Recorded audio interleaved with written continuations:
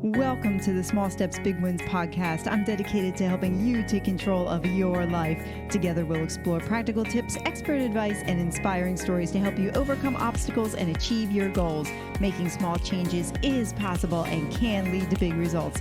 Are you ready? Let's go do this. Mike, welcome. I'm so excited because we had a conversation a while ago, and I'm like, let's continue the conversation. Good Yeah, morning. yeah. Thank you. Good morning. I'm excited to be on.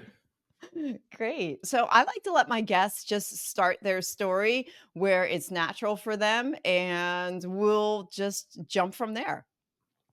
Cool. Yeah. Well, we're talking about small steps to big wins, right? So Uh, there's a lot of that, I think, because it all starts with a lot of little steps, right? But yeah, my journey starts, I don't know, about 10 years ago or so. I had a unique, slightly less fun situation with a job, where I got sat down and had 30 days to basically find a job in the company because mine was eliminated. And that sent me down a whole unique path of finding alternative investments and alternative, really, lifestyles with financial independence and financial freedom. So that was probably where it all started about 10 years ago. So I didn't really think much of it at the time, but it was obviously a really vulnerable situation, right? So my son was like 3 months old. My wife was still at home on maternity leave with him. We had just purchased a house that was already a little bit above our means, right? So it was, and like most people had, maybe $1,000 in savings, like no investments, like not a ton of cash to fall back on. And we just found out that my job was potentially being eliminated, which was a huge portion of our income. So it's a super kind of a scary and like unique situation of like how did this happen? Because it's funny because I was in a company of about 1,050 locations, and I was able to take one of the locations from the bottom half of that company to top 50 in the entire company. So like I was excelling and crushing it. So I always thought you came in and you did well, you'd be taken care of. But somebody somewhere in the company had decided that that position didn't make sense for where the company was going anymore, and kind of made the switch and pulled the plug, right? So really, really an awkward situation and not a fun one to be in. So like I said, it kind of sent me down a different path. And looking back in hindsight, it's the kind of a pivotal time for my life, and one that I'm super super grateful for, because it put me down a path that it put me where I'm at today, right? And had I not gone through that, I call it my matrix moment, where you kind of see other options and you see other opportunities out there, and we call it financial independence. And once you see it, you can't unsee it. And it seems um so common now, so much common sense now, but it wasn't at the time. So that was what was going through my head. It was super awkward, it was super weird, it was super scary, but super grateful for it at this point in time. I love the picture of the Matrix moment. I think that's so cool. So you talk about these paths that you went down. What were some of the early paths that you pursued? Well, a little bit of trial and error, but it all started with just being a little bit curious on, and really kind of just wanting to never have ever be in that situation again, right? Where somebody could make a decision and change the financial future for you and your family, right? So I didn't ever want to be in that situation again. So it really just started with being curious of like what other opportunities are out there. Did you And pursue? What kind of opportunities? well, I started with like stock trading and not really like day trading, but I looked into like, and you're familiar with this with your line of work. It's like the Warren Buffett strategy of value Value investing. investing. Yeah. Yeah, concentrated portfolio and things like Mhm. that. But I did a lot of research on that. I tried it, and I made a couple really good calls. Like, right, you'd buy it, you buy a stock in a company, they would beat their earnings estimate, they would raise their guidance, and then their CEO would say something stupid, and it would tank their stock. So I was like, okay, like I made all of the right moves. I bought when I should have. I bought the right company, and yet one person made a dumb comment, and the stock tanked. Right, so I'm like, okay, maybe that's not for me. So then I kept jumping around, and I kind of found the Dave Ramsey path, and Mhm. made sense for a little bit. But then, the work and grind until you're 65 to maybe have 1 million to retire on, like, didn't Yeah, really that appeal didn't to me, appeal right? to me either. Yeah, no, I've taught Dave Ramsey for, I don't know, almost a decade, and you mentioned before about when you see things, you can't unsee them. Yeah, So, as I continued teaching that and then joined Emerge and then got around a different group of people who think differently, you go, "Okay, Dave Ramsey's got it if you're in debt and you need a yeah, plan," and it's really good for giving you a framework to get on the road to financial independence. But I agree with you, the working till 65 just doesn't really seem appealing. To maybe hopefully have $1,000,000 in the bank and your house paid off. To me, that's not Yeah. living one life fully lived, right? Yeah. So I can understand that. What was something that you learned that you would consider one of those things that once you saw it, you can't unsee it? Well, I think the financial independence, the concept in general, right? Like Mhm, having, before I had found the financial independence community, a financial freedom concept, it was kind of like we talked about, right? You save as much mhm, as you can, and you can retire probably in the 60s. But when you really just look into the math of it, and when you start reading some of the concepts of financial independence, it doesn't have to be when you're 60. It really just has to be like, what are your expenses?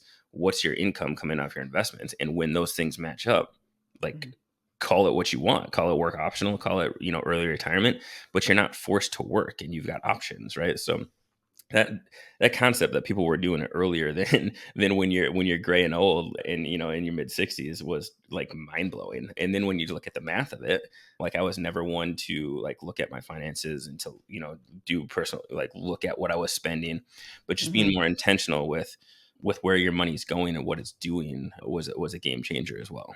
Yeah, how did that make you feel when you finally figured out your budget and you saw where your money was going? What were some eureka moments you had? Well, it's super frustrating at first, right? Because Mhm, it's probably one of those things. Well, for me, it was one of those things where it was like, well, like you've been spending all this money on certain things that you don't get value out of, right? And I've never been a budgeter. Like I'm naturally just a spender, right? And so it was frustrating to sit down at a spreadsheet and like stare at the same number and figure like, all right, mhm, we're spending this, we're making this, like, how do we squeeze a little bit more out of it? That was never fun to me, but it was a fundamental part of moving forward and getting that gap between what you're spending and what you're making. And then you can find some stuff to do with that, invest it and get moving forward. Right. But it was not fun. And it was stressful to look at a spreadsheet and figure out like, yeah. but it was needed. It was necessary to be more intentional about where your money's being spent, where you can make more money, what you can do with the difference. You know what I mean? Right, right, and I would suspect that over time, it became less frustrating and became more familiar. So, Yes, and yeah. there's all sorts of fun tricks with being able to automate certain things, and once you Mhm, do, you get a little bit of traction. Dave Ramsey, like we talked about, like isn't great for everybody, but the debt snowball, being able to look at like your debts and see like mhm, where your money's going to, and if you just chunk off like a few things, like how much more money you could have to do other things with. So yeah, just putting it on paper, I think, was the biggest thing, right? Creating a spreadsheet where your money's going, how much debt you've got. Now we look at it as like a personal financial statement. I look at a personal mhm. financial statement and net worth like weekly, every Friday. I kind of account everything and see where everything's at. But you just got to start with having it on paper and knowing where you're at. Right, right. Hey, I have to ask, I find that when I was counseling people for budget help and everything, one spouse is a saver and the other is a spender. I'm gonna go out on a limb. Is your wife more on the saver side? She's just more naturally frugal. Like she Yeah, doesn't there she you doesn't go. I wouldn't say savor because like it's not like intentionally like Yeah, we're but trying to save frugal. it, but Yeah, like yeah, frugal yeah. for sure. Yeah, Yep, yeah, yeah. yeah. You're going to buy $1,000 item and she's looking at you like, "Are you sure we need that?" Yeah. Yeah, Okay. absolutely. Yep. Yeah, yeah, yeah. I figured that. One thing you said in there that I wanted to pull out is as you started out on your journey, you realized that you didn't want to work till you're 65. And then you had the word in there investments. Where did your path eventually lead you? And I don't want to say land because everybody's journey evolves over time. So, as you're going down this path, where did you eventually fall in the investment category where you realize I can do this and I can build something that's going to allow me to attain financial freedom? Talk a little bit about your journey there. Yeah, so like most people, I landed in real estate. I don't know how I stumbled across it, but the Bigger Pockets forum, the Bigger Pockets podcast, and actually, I can tell you how I stumbled across it because it was we rent a cabin every year for a family reunion, and this was probably 8 or 9 years ago. So maybe in a year or two after this had happened, and the wheels were still spinning and going down certain paths of exploration of like what would be the best bet, right?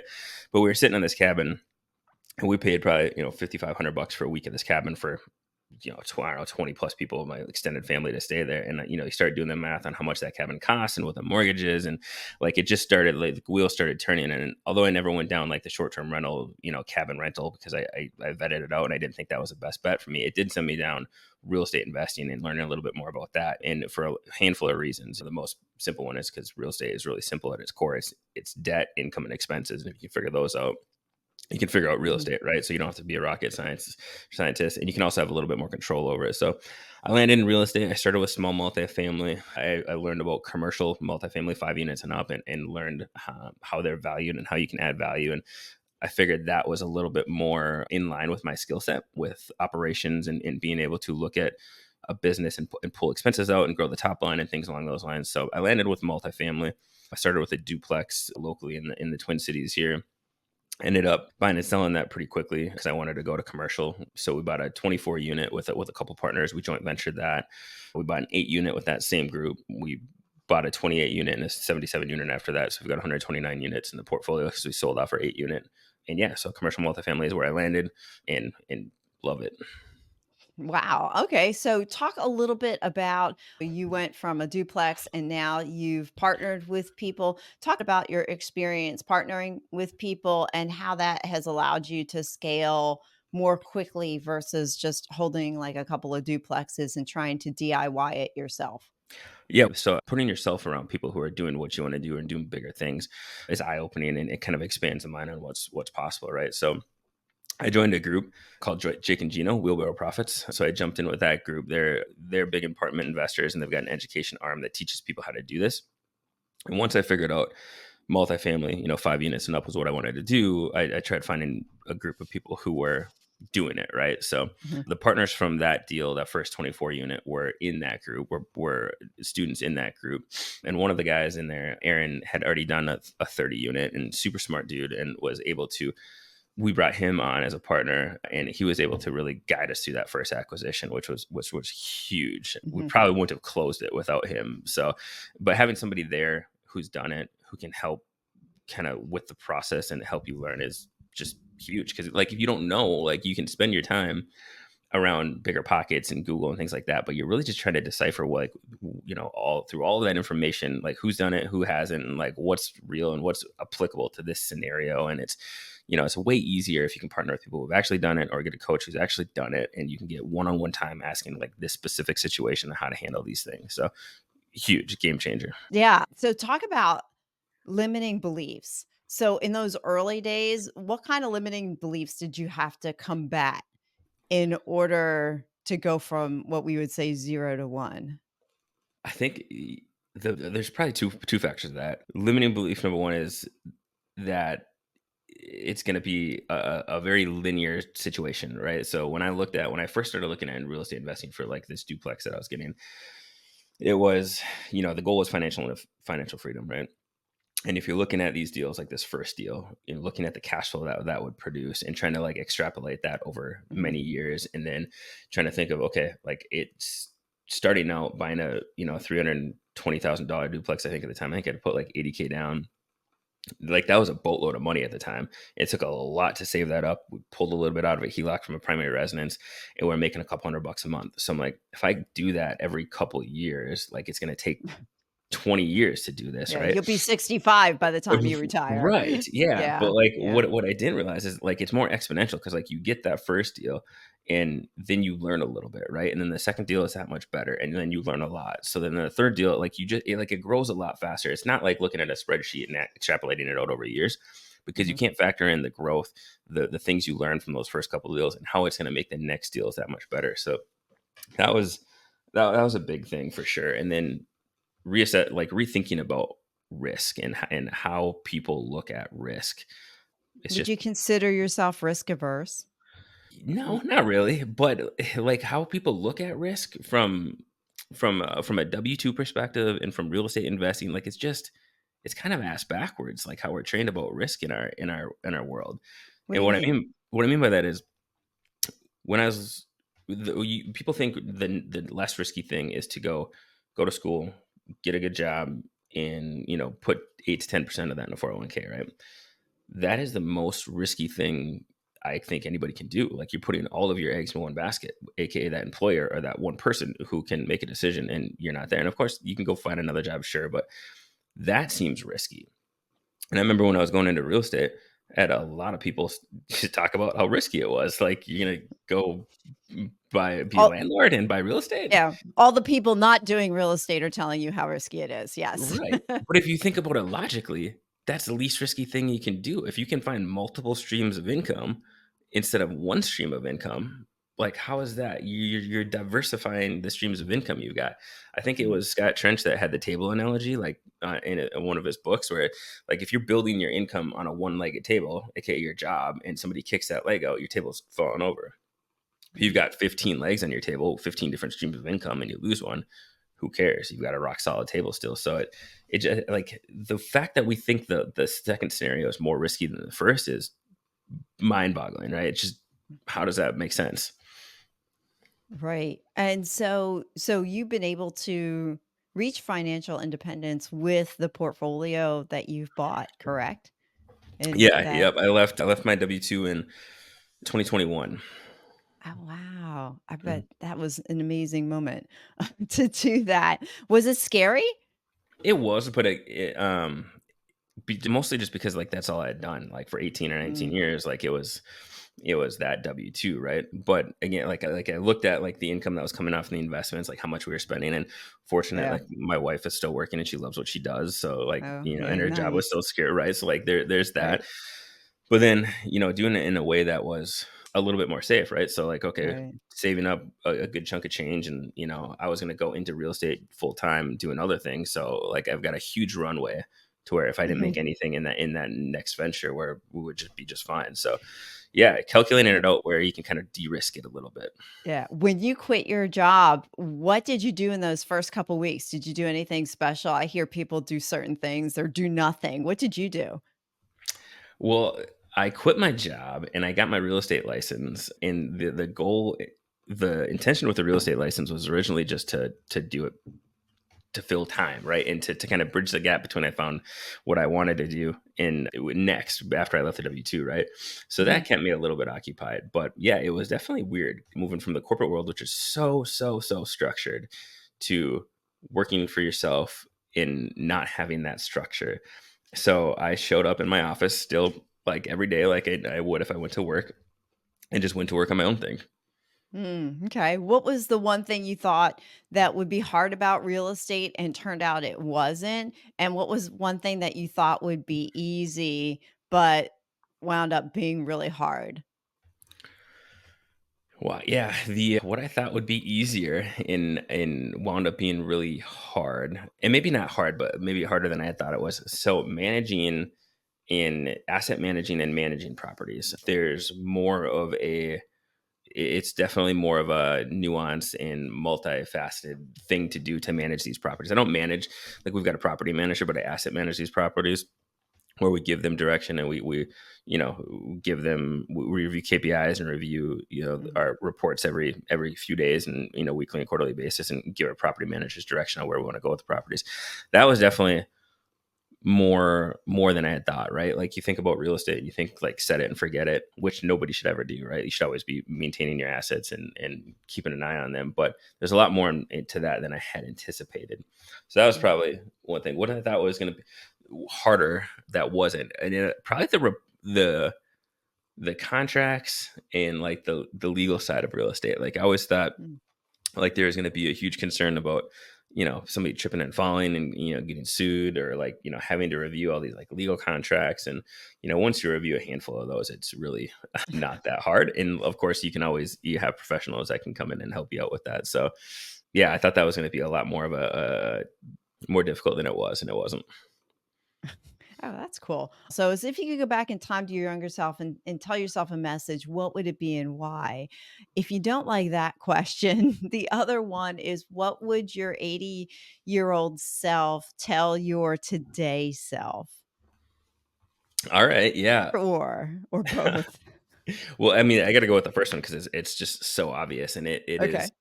it's this notion of financial independence. Like, and this is why I did a podcast for a year and a half, and it was all about real estate investing in financial independence, because I want more people to know about this, right? Like, there's more than just the traditional path of finding a job and doing your thing for 30 or 40 years. And I think it's so important because it gives people flexibility and options to explore what they truly want to do, right? So if you have some of your basic needs covered, like if you can get like a small teeny portfolio or a small amount of passive income coming in that will cover things like your rent or your mortgage or your basic living needs, then you've got the mental capacity and the space to go think about what you actually want to do and solve problems in the world that you might have more passion for. So like just this concept of having passive income and financial independence that give you flexibility to do what you want. And it's not like you're going to go sit on a beach and not work, but like you've got the options to work on what you want and what really drives Mhm. you. And I think if more people had that, we would have a much better world where people can focus on what they want to do, solve problems that they want to solve without the nagging in the back of their mind that they need to put food on the table and pay the rent that month. You know what I mean? Yeah. So out of your podcast, and we had talked before, you had 120 episodes. That's a lot of people to talk to. What did you find, or what do you think are some of the biggest obstacles that people tell themselves or encounter that keep them from exploring financial independence and making that leap to leave their W 2 and then go pursue the things that they want to do? Yeah, I think the biggest thing after all of that is people think it's harder to accomplish than it is. And it's not easy, right? But if it was, Right. everybody would do it.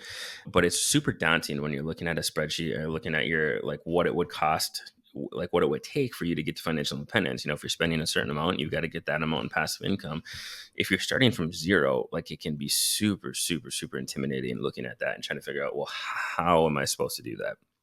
Mm. Like I said with the investing is it's not linear, and it doesn't have to be linear. And in a lot of people's cases, they can ramp up their financial their passive income and ramp down their W-2. So, like I had an option of going 4 days a week at, my corporate world instead of Mm. five if I wanted to, or three.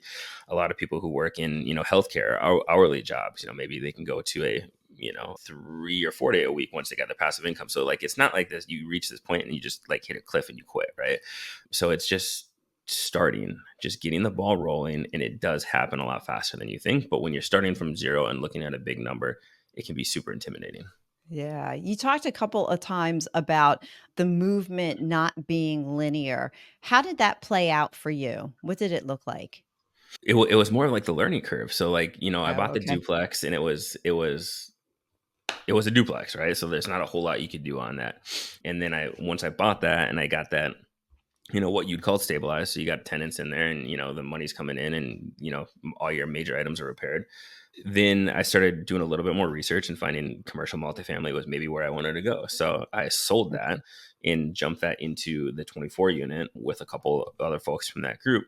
And during that, I learned a boatload about, how to manage a property like that size, how to find a property that size, like what you look for in a property like that.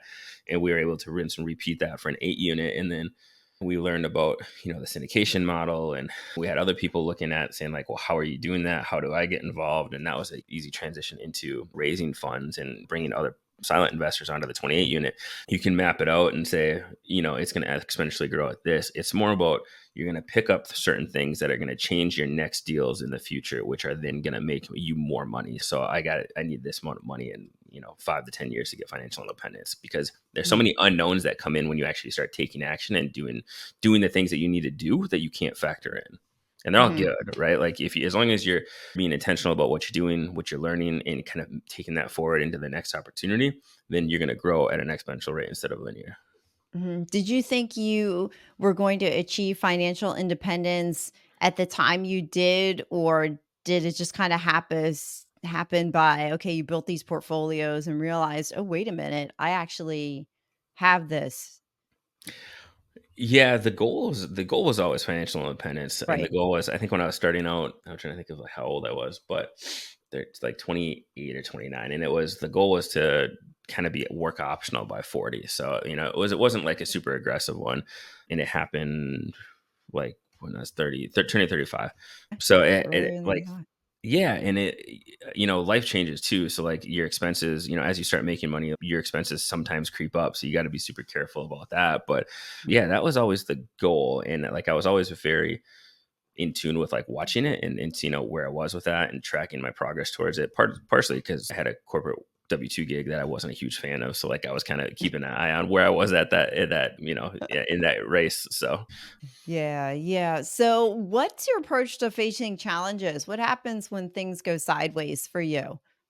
for how do I handle it personally? Yeah, yeah. I'm definitely a processor, so I don't make snap decisions, which is I don't know. That's why I'll never.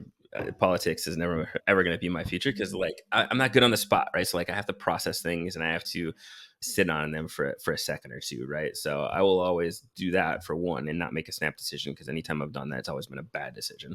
Some people are great at that, and maybe it's intuition, and that's great. I'm not, so I'll sit with it for a second, but then I always line it back with a vision, right? So like, where am I trying to go in 3 years, and what decision will align with that best, and then trying to break it down, right? So if it's a larger, what seems to be a large issue, large hurdle, large whatever, is just like trying to break it down into the smaller components of like what actually needs to happen. So kind of like what you call it an issue, but it's kind of the same way you tackle goals, right? You got a larger goal. Well, how do you do it? You reverse engineer on what you need to do for that year, what you need to do that quarter, what you need to do that month, what you need to do that week, and the daily actions that you need to do to achieve it, right?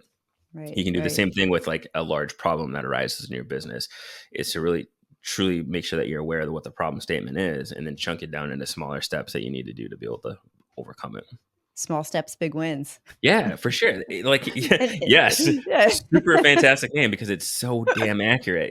So, yeah, let's see. As we're coming down to the end, so can you share a book that has had a significant impact on you? Yeah, there's a lot of them. So I like The Honeybee by Jake and Gino, Jake Stenziano and Gino Barbaro. For anybody who is thinking about passive income, financial independence, financial freedom, it's a parable, and it's such an easy read, but it's the way it's laid out is super powerful around like the importance of it, right? So The Honeybee's great. A lot of the ones that are talked about in our circle, like The Vivid Vision, is Mhm. a fantastic read. I love that book. Man, there's probably a lot more. The Daily. I like Ryan Holiday. If you ever heard of him, he writes The Daily Stoic. Discipline is destiny. Ego is the enemy. A lot of those. He's fantastic. So I like a lot of his Mm, reads. okay. And what's one question or topic you wish I would have asked about, and how would you have answered the question or expanded the topic? One topic I wish you would have asked about. Yeah. Man, I don't know. I think we covered a lot. So I'm super Hey, so passionate about go like ahead. the financial independence, financial freedom. We talked so much Right. about that, and I think it's just so important. I wish we would have Do you talked. have a do you oh, I was gonna say, do you have a passion project on board for maybe, like, the future that focuses around financial independence? Because you do keep coming back to it, so I know that's kinda like a thread for you. I do, and I've never been like a big, I don't know, guru or educator. Like that's not the right word, but like I haven't really kind of pursued that path. But like I almost feel like drawn to, because if I had not learned about this, I would be in the corporate world, like trying to grind it out in those 60, 70, 80 hours weeks with probably no savings, and just, living the Mhm. standard American life, which is kind of shitty in my opinion. But had I not found that, like, that's where I would be. So I like bringing that to more people's attention, and bringing people to that is a huge passion of mine. So I did the podcast for a little bit. We split ways based on, we stopped doing that based on some difference in opinions with monetizing it and whatnot. But yeah, I'm starting this actually Thursday, which is funny because I didn't tell you about this. We're launching the Wealth Builders Circle, which is going to be a more of a localized accountability group for people who want to reach financial independence. So Oh, cool. I'm excited about that. And it's going to get me back talking to people who maybe haven't heard about this concept, and helping people Mhm. get there, and start putting the small steps towards that, if you will. Yeah. Is that local in person to where you Yeah. are? Yeah, it's Oh, local here cool. in the Minneapolis area, and we got a handful of people registered for the first event, which kicks off on this Thursday, the 21st. So Oh, I'm that's pumped about exciting. that, and Oh, I'm good for you. hoping. Yeah, Congrats. thank you, and it's just, yeah, like I said, it's the Matrix moment was so dang powerful for me, and I just can't imagine where I'd be if I had not gone through that. That I just want more people to know about what's out there and the Mhm. options out there. Oh, awesome. You have a great story. So, as Thank we you. close, what's one small step that someone can do today that'll help them change their tomorrow that you want to leave us with? I think the small step that I would say is just the daily tracking, right? So like, I don't think a lot of people do this, and I didn't until, I started going down this path, is take 5 minutes in the beginning of the day and write down some intentions of what you want to do and what you want to accomplish. And then 5 minutes at the end of the day and figure out what got done, what did or didn't, and how come. So I think a lot of people will set the New Year's resolutions. Some people will set quarterly goals and things like that. But I think where people lose it is a lot of time passes really quickly if you're not being super intentional about what you're trying to do and getting it down to the day to day. What am I doing today? At the end of the day, did I accomplish that? That was a big game changer for me. So you can Mm. grab a just a notepad and a pen, and like every day flip a page and make the notes of things that you're going to do. And, at the end of the day, it take 5 minutes. It's only 10 minutes out of your day. So I would say Yeah. that was game changing. It's really small that you can make a lot of momentum on. Yeah, that's a great idea. A lot of people use planners and journals and things like that. I know I use one of those calendars that break it down hourly, and that helps too. So method doesn't really matter. Like you said, it's the intention and actually doing the action that produces the results. And it's just, you start making progress when you start looking at the granular level like that, and a Yeah. lot quicker than you would think. Yeah, I would agree. I would agree. Same is true. Like I started my podcast in January of this year, and we're in 2023 if somebody's listening to this in another year. And I go back and I look at all the things that I wrote down, kind of like journaled all the steps that I took, and I go back and look at it and go, "Oh my god, I can't believe I did all that." Yeah. Yeah. Now it's a lot easier, but it's yeah, you're right. Just writing that down, making those intentions. Mike, this has been awesome. How can people reach out to you? Yeah. So Instagram's Mike Moe, REI, superiorcapitalgp.com is my website. Mike at superiorcapitalgp.com is my email. So anybody can reach me at any one of those areas, and happy to chat. All right, perfect. Thank you. Thank you so much for the gift of your time. I appreciate it. Yeah. Thank you. It was fun. Thank you for listening to another episode of the Small Steps, Big Wins podcast. I value your time with me, and I seek to make every moment count. In order to make lasting change in your life, listening is usually not enough. So I want to ask you, what practical steps are you going to put into action today as a result of listening to this podcast? Remember, any step, any action, no matter how small, starts your journey to a big win. And if you're not sure where to get started, reach out to me and let's have a conversation. Until next time, love yourself, then love others. Peace.